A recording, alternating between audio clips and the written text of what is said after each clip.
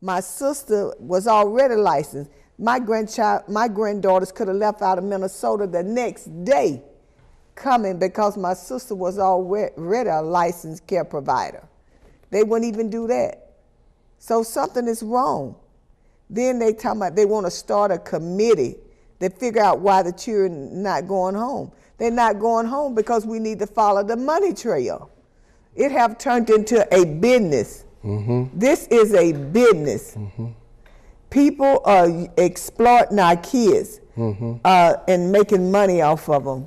And we need to stand up and say we're not gonna take it anymore. And also I reached out to Pastor Lennox from National Network from Reverend Al Sharpton's office.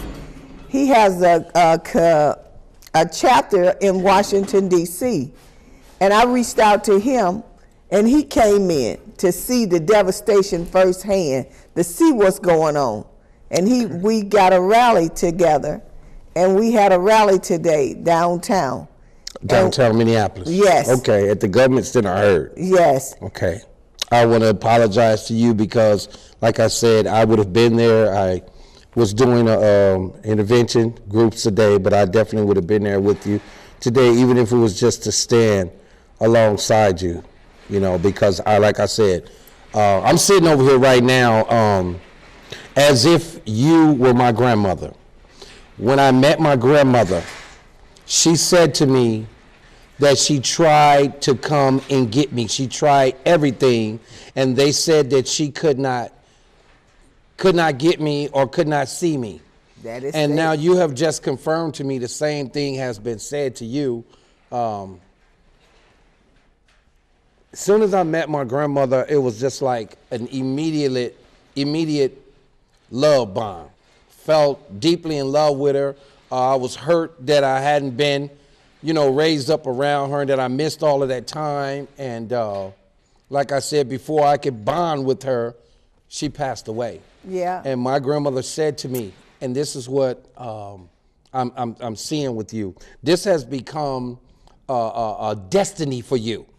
And my grandmother said to me, she said her whole life was about getting this one baby back, this one grandchild back. She got all the other kids. She had hers and my mother's kids, my other 3 brothers. But I was the only one who wasn't there. So she spent her whole life trying to get me back. So finally, when I did reconcile with them, it was done. That's what she was looking to. On her deathbed, when the doctors had gave her a few days to live, I hadn't saw my grandmother. She saw all the kids. And my grandmother would not die, she said, until she's able to say goodbye to the child of her destiny, which was me. So they was like, grandma is just in their sick. She refused to leave. So soon as I came to see her, she passed right after that. She left. Like that was her whole destiny, was to get me back. So when I sit here listening to you, I feel you. I know the people probably hear you. I feel you. And I understand how serious it is, that I agree with you 100% that this child belongs with, these 2 children belong with the grandmother. I do. I totally agree with you. And you that are in TV, and I hope that you are really paying attention to what is going on and what this grandmother is saying. She came all the way from Mississippi. I made over 25 trips or 30 trips or more. 20, see there, this is the love for children, for your grandchildren, and it's one thing about grandmothers and grandfathers, they love those grandbabies. Yeah. They love them, you know what I mean? Because you guys actually made them. Yeah. You know what I'm saying? You made the seed that made them. Yeah. And so I wish my grandmother could have found me and try to get me like you're trying to do now and did a little bit more, but it happened the way it is. So now with what you're doing, we're hoping that this changes the history and the format and the process that's going on in Minnesota or any other state that's dealing with children. So can I? This is who I believe. Pastor Lennox. Pastor Lennox. Pastor Lennox, can you can I let him tell them? Yes. You, Pastor Lennox, I want you to introduce yourself to the Minneapolis audience and let them know who you are and where you come from and your organization. Thank you so much, sir, and Mrs. Dunning. I am the president for the Washington, D.C. chapter of National Action Network. Reverend Sharpton is our president, and he heads the organization.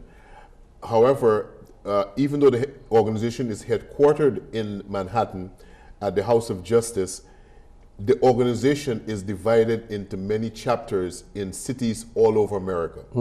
So I'm president for the Washington, D.C. chapter of National Action Network. And when Mrs. Dunning reached out to me, the executive of the chapter got together and said, this is something you should investigate. You should go to Minnesota, meet Mrs. Dunning, and look her in the eye and decide if she is really fighting for her grandchildren or if this is just a story that is being publicized.